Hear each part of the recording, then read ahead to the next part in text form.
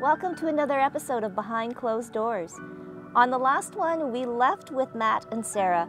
Sarah talking about how she didn't know if this marriage was going to continue. Well, their conversation continues on, and we learn more about the 5 languages of love and where they are going to be going in the future.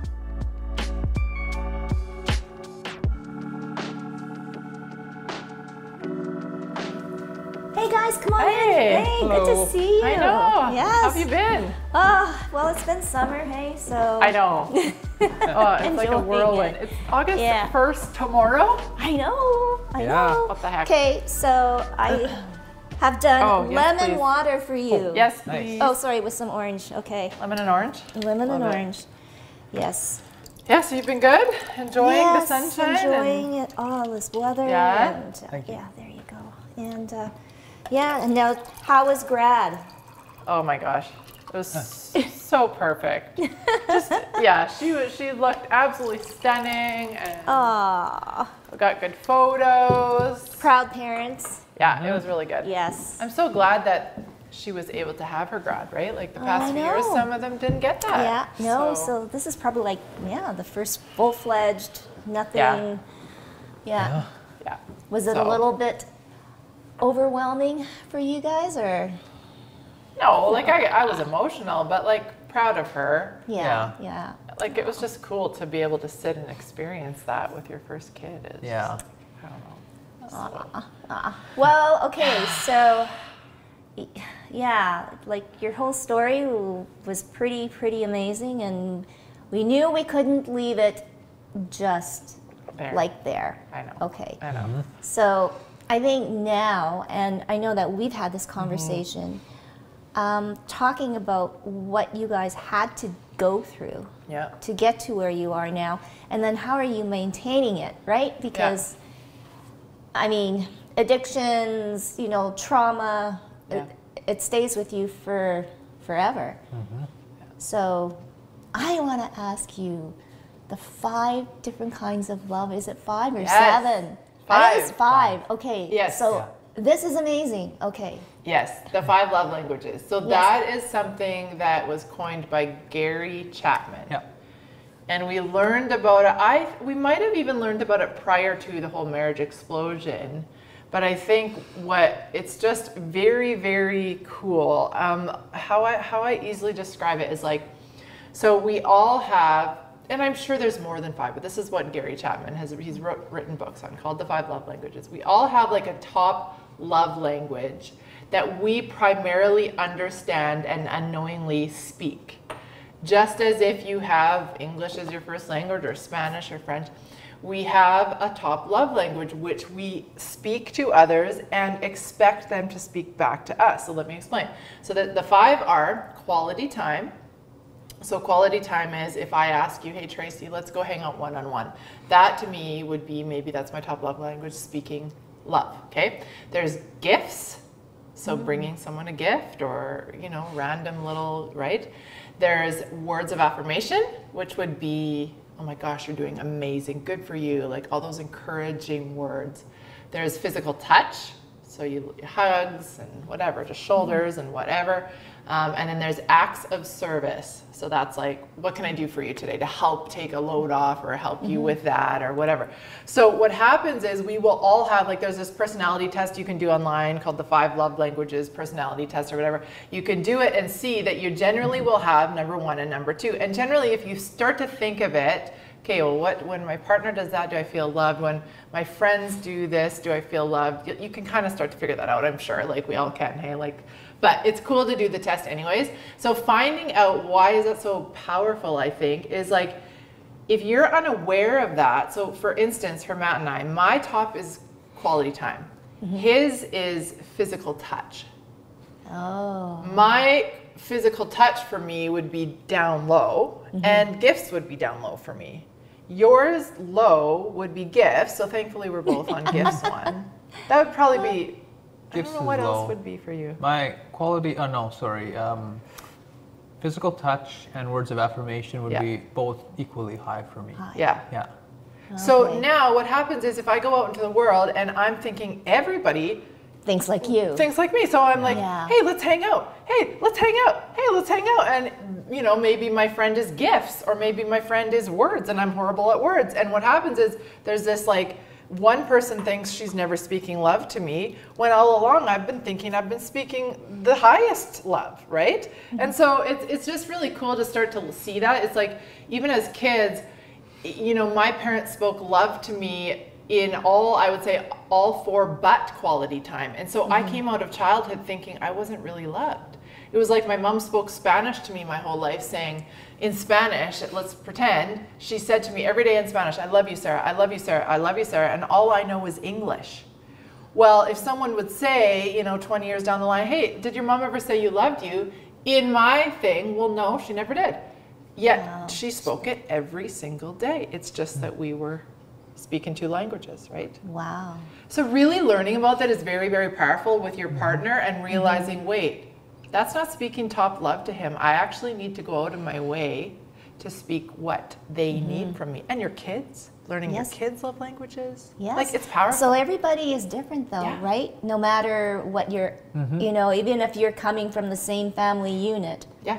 Yeah. Like your son and your daughter do not have the same kind of love language. Yeah. Can you think, as we're speaking, can you kind of start to think of like, could you see what would speak to you more than, Yeah, no, totally. Well, and I wanted to say though, if his was top one was being physical touch, and for you, what you finally found out what you were going through, hating to be touched. Right. Like now you could understand the torment and. Totally. Yeah.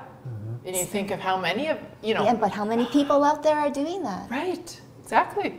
And I mean, if you have suffered trauma and stuff like that, that is something that you can get triggered. You can, and so touch can be this thing that it's like, and yeah, what if your partner is that? What if your kids need that and you're just not able to physically? So yeah, it's just, it was very eye-opening and powerful to learn it. Now, practicing it is sometimes harder, but at least you do have that awareness, right? No. Okay, so then how does that help in your relationship now, knowing these things? Yeah, I think it's just the awareness. Yeah. I mean, I think I would still fail many times at it, being like, oh yeah, right. Like, I need to make sure I'm saying encouraging words or touching him. Those things have been hard for me our whole marriage. It's just, I would say. The idea of that is that you do learn how to show love to your kids or your spouse or your friends, right? Because if you do speak the language, like I have guy friends that always gave me a hug, and I didn't grow up getting hugs, and I didn't realize that was physical touch. But when I started getting hugs from some of my buddies, I was like, I became close to them because I felt that they really cared about me. But they were speaking my love language. Yeah. Yeah. Now, well, okay, so let's talk about emotions. Let's talk about feelings. Like, I'm curious too. I mean, we left on the last time Sarah really throwing it into your face that she was having an affair with another man, and she didn't care anything about anybody's feelings for that matter at that point.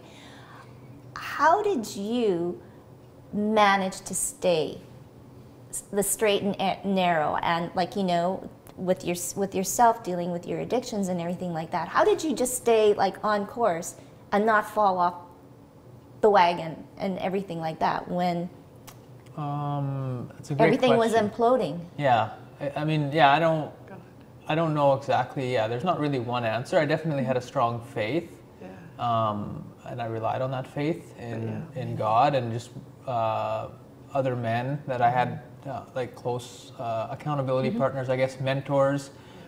Just having a really strong faith, and really, I guess I had kind of finally realized what the right thing to do was, and I was very determined in my sobriety, because I was determined to stay sober, because I knew that even if our marriage wasn't reconciled, I still needed to be sober, because I had kids, and otherwise, if I couldn't maintain sobriety, I was gonna likely die, right? So that was my motivator. It wasn't just, I guess, how do I explain it? It wasn't just the marriage, reconciling the marriage, that was motivating me. So even though it was very painful, I still was very determined just to do the right thing.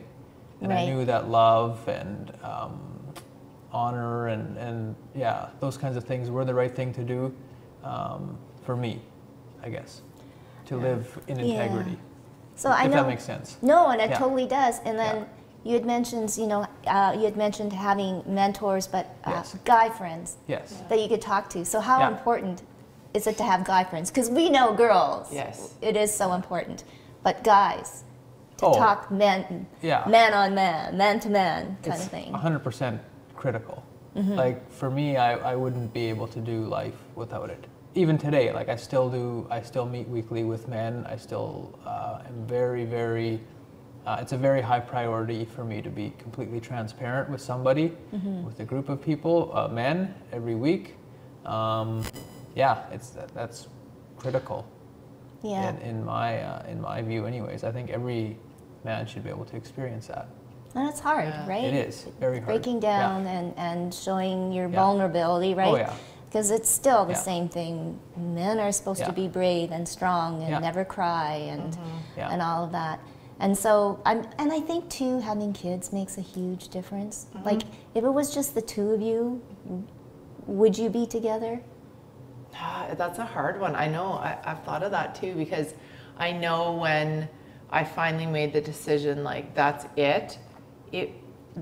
Our kids were involved in that equation, but it was also that my friend had sent me some text of like, look, Sarah, I know whatever you decide, I support you, but I want you to be able to look back no matter what you choose and be able to hold your head up high no matter what. She's like, that's what I'm cheering you on, that you can hold your head up high. And that really hit me. And I was like, if I would look back at how I'm living right now, I'm not going to be able to hold my head up high. And that was one of the moments too where I was like, I need to do this for me. Like I deserve to have a life that is joyful and healed, but also our kids were a huge thing too. It's like they deserve that. Like they deserve to have parents that will fight for them and to fight to make it work, you know? So yeah, I think we would have with or without kids, because of, like, as I said, when we left on that cliffhanger, there was this major like crack in my heart when he sent me that text and said like, you look absolutely beautiful tonight, I'm always on your side. That was like, I started to discover that there is actually this love that I hadn't ever really felt before, of an unconditional love, right? Like it's like in your face doesn't make sense kind of love. Like that doesn't make sense for someone to be like, oh, I know you're going out with someone else and I'm going to send you this beautiful, I don't know what love like that. I hadn't known a love like that. So I think stuff like that started to show me that there is actually this beautiful part of life that I think I want with God, with this guy that I never knew before, but he's changing and I kind of want to get to know him and I want to get to know me as a healed person, you know? So yeah, I don't know. It's like multi-layered. Layered. And then we've talked a lot, and we still will talk about the relationship between the two of you. How have you seen the kids change towards you? And do they know everything? Yeah. And I guess that's part of it, right? You have to lay all the cards on the table. For sure you do. Yeah. I think that they, like we just talked to them a few weeks ago kind of about everything again, and it was like, it's interesting because they kind of remember. They were young, but they do remember specific events that were more explosive, right? But they don't. But they don't, like. It's nice to know that the majority of their memory is us together, I guess, right? So they don't necessarily carry that as something that. It doesn't seem like they were really traumatized by it, or they've had enough security that it hasn't affected them that negatively. But there definitely is some effects to it, and I think we've seen it even after. When we would like get in an argument, we would see their reaction, right? Because they did remember, even though they were young, they would be triggered by that argument, and they would remember when it was really explosive, and that would bother them. Yeah, for sure.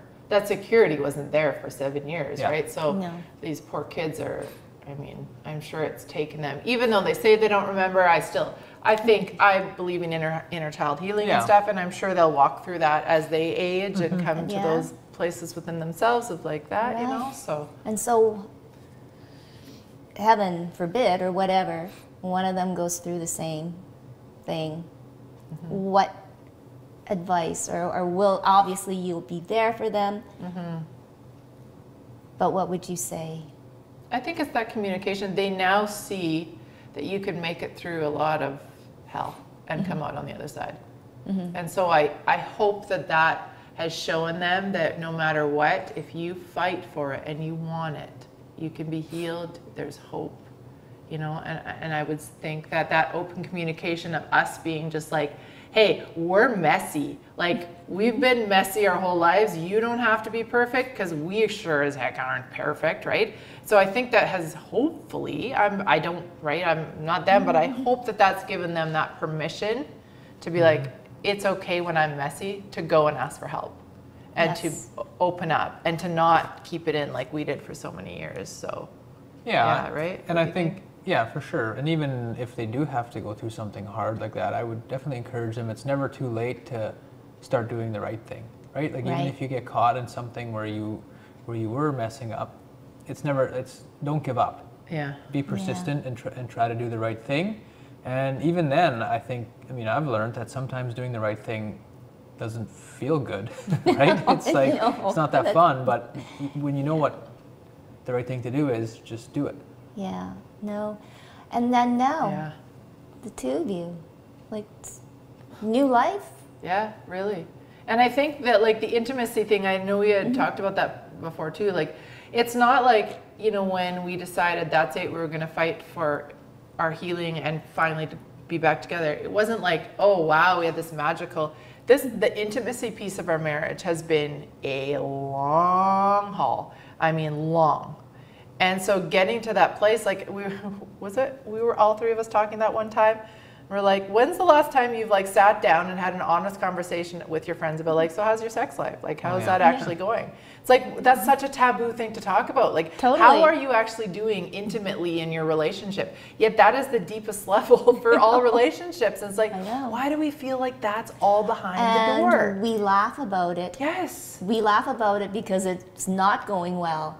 Because, you know, hell's bells, we've been married for 36 years and known each other for 42. Don't do the math, and I think I did that.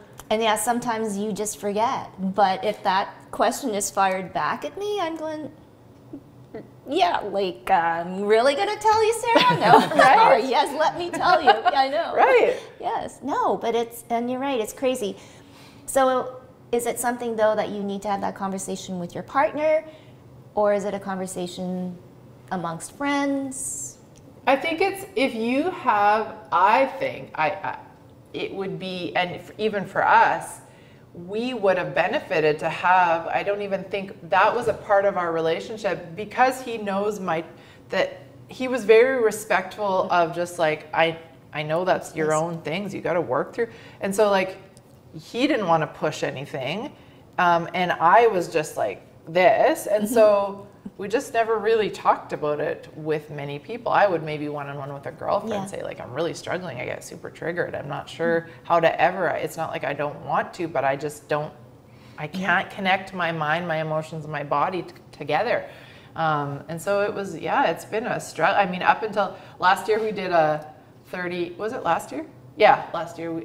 I felt like it was time to, like, get over it. And so I was like, I think God gave me the idea, and I felt like we should do 30 days straight of intimacy. And for us, that didn't always have to mean, like, because what is intimacy?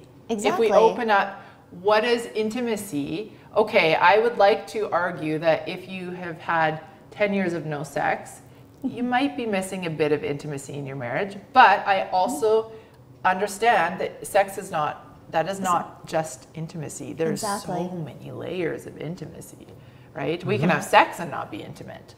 Oh yeah, totally. Just turn yourself off and do the deed, right? Like, so how many layers of intimacy are there, and how deep are you in your relationship with intimacy? And so have you found different layers?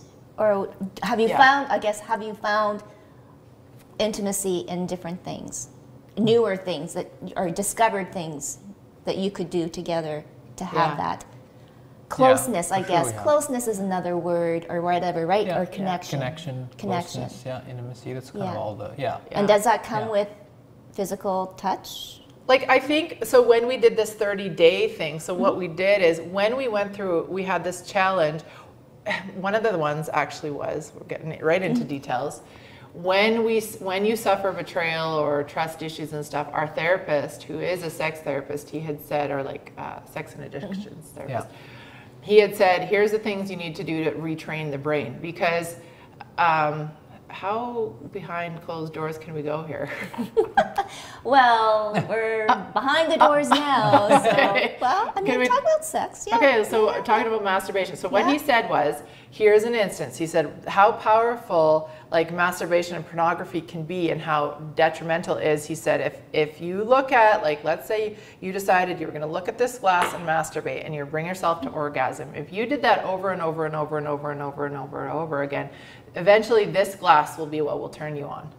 And your brain will, that is the power of the release that happens when you orgasm. We are made for that, which is God's beautiful design of this chemical bonding thing, right? Release, but that's where pornography, it can all of a sudden, that's all that you can connect with. Yes. And so then you can no longer have this real life connection because that's all you can connect with. So he told us a way to retrain, because obviously pornography was his thing. So he said 3 things need to happen when you're having sex. 1, lights on. 2, you need to talk to each other the whole time. And then 3, you need to look in each other's eyes when you orgasm. Because what's that doing? The more and more and more you're looking into your spouse's, your partner's eyes over and over and over, what's happening? Training the brain. This is now retrained to this. So he desires you and not the glass. Connection. Exactly. Yeah. Would you say that's worked through the years? Like now you've been sober from pornography for... Yeah, for sure it works. It's, Yeah. So that's cool. So we started doing that. Yeah. And then the other one was doing something called the dailies, which is like emotional, right? So like emotional 2 feelings, share 2 feelings with each other. And it can't be about the other spouse, because then that can, or the partner, because then it can, I felt mad at you. No, it's like, no, it's a safe zone. Well, so you have to you're not allowed to comment, to talk. So if Sarah would express a feeling to me, I'm not allowed to actually say, oh, like, you know, like I'm trying to fix it or something, right? Or something. You can't. You just got to listen and then leave it. So not about the other person, and also they can't respond. Anyway, so 2 feelings. Was that it? 2 feelings? Oh, 2 compliments to each other. And then either read a book together or pray together, or something that you do together where it's like feeding your brain kind of thing. So we did that with the 30 days of intimacy. So we did either sex, which we had a lot of sex over those 30 days. We did, actually. Some of the days it was like, let's just do massage or something. But then we also did the dailies. And I would say that was really, really beneficial for us, that 30 days. Like that was really good. We carried it on. We went into like a 75-day one. Whoa. Yeah. And then just parlay it right into a full year, and then you're cured. General life. So are you cured? Is that the right word? Are you? I know what you mean. Like, I feel free. Like, I feel free. Like, whereas before everything would have triggered, my body couldn't connect my mind and soul. I would say that really helped me. I don't know. I just I decided that was it. Like, I don't want to brush over. I went through many years of working on it and healing and therapy and things. But I think it was just like, I was just at this point just comfortable not being connected. It was more of habit. Yeah. And it was like, no, enough's enough. Like, this is a thing that shouldn't we be having the best sex of our lives? Like, why are we all holding ourselves back from that? Like, how about we go and start to I don't believe that as you're married for 30 years, it should get worse. I think you should get to know each other so well that it becomes incredible if you learn each other and how to... I mean, a part of it is, this is a little bit of a sidetrack, but a part of it is also our culture is, we've become so sexualized that we deem like marriage as boring, right? Or it's either, you don't talk about sex, it's the one spectrum, you don't talk about it at all, marriage or not. Or the other part is it's so normalized that the being married is like boring, right? And there's no excitement in that, which is, they're both lies. And that's true, and that's often where people get led astray, right? Because they're looking for the next high, whether it's going to be alcohol, drugs, pornography, whatever, or being unfaithful. And it's just like, why can't we just look into what makes us happy and work on that. Yeah. So, truly. And I mean, when you discover the deepest level of connection within yourself and you can start to really let yourself be free in what actually brings me joy and be free to explore that and then discover that with your partner, like it's just a really cool. Would you say that both of you now are on a different level mentally? Yes. Definitely. Than before. Well, then obviously, you never want to go down that rabbit hole again. But like you just, like, and you definitely, to your point before, are you cured or whatever? Right. I don't know that. I think you just become like, I wouldn't say I'm ever going to be cured of temptation, right? Or the risk of falling back into addiction. Do I believe that I will? No. But do I have to maintain what I do today is being connected, being accountable, being open and transparent? Definitely. If I stop doing all those things, very easily could fall back into addiction. Or into I like the saying, all you need to do for weeds to grow, just do nothing. That's it. Stop. Watch them grow. Just stop. Guess what's going to happen? So you don't have to be doing anything, but those weeds will eventually choke out all the good. So I think I remember you saying something about sobriety. It's like you never want to reach that level of confidence where they're like, I'm good, I don't need any. And that is the problem, the dangerous thing. So, because I was going to say, what would it trigger? Or you just don't even, you are proactive in making sure that he doesn't. I don't do anything. My hands are, when we went through that, it was like I realized, because I had done the try to control thing for all the years, no, my hands are off of it. It's like, that's his own choice. There's no checking on him. There's no, that's his own, because he will choose to go down that road if he wants to. He will also choose to stay sober if he wants to. That is a freedom that I found once we collapsed on the floor, and I was like, what was I doing all those years? I can't do that. I have to keep myself. Yeah. Right? And it's true. Like, you've done a great total transformation. Yeah. And I think that you are definitely happy. Yeah. Must be the happy juice. Yeah, totally the happy juice. Oh. Are you guys drinking it right now? Yeah, we are. Cheers. Cheers.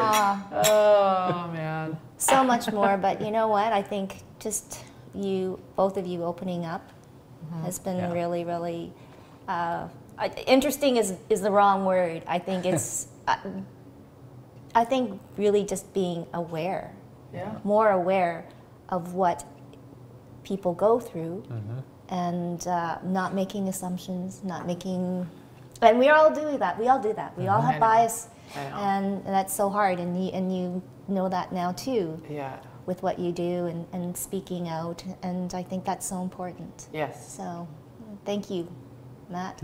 Yeah. Sarah, for sharing. I know there's a lot more to come.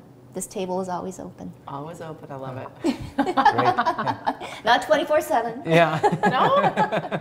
Yes, and I'll have to let Rocky in soon because he's going to break down the door. Oh, yeah. Hear that. It's not like I had to laugh because, like, your kids are growing too, but the teenage years, like, we go to bed with a clean sink, and I came out this morning, it's like a full gourmet meal was made in the night when I was in bed. Like, what are and it's they all eating? dried up and caked on, and nobody, and dishwasher, no, that's foreign to them. No, nobody it's just here. Yeah, I don't. Yeah, no, it's taboo. I can't put the dishes in the dishwasher. Sorry. Oh gosh, some stories don't. Must be just a thing. It's a thing. Okay. Oh my gosh.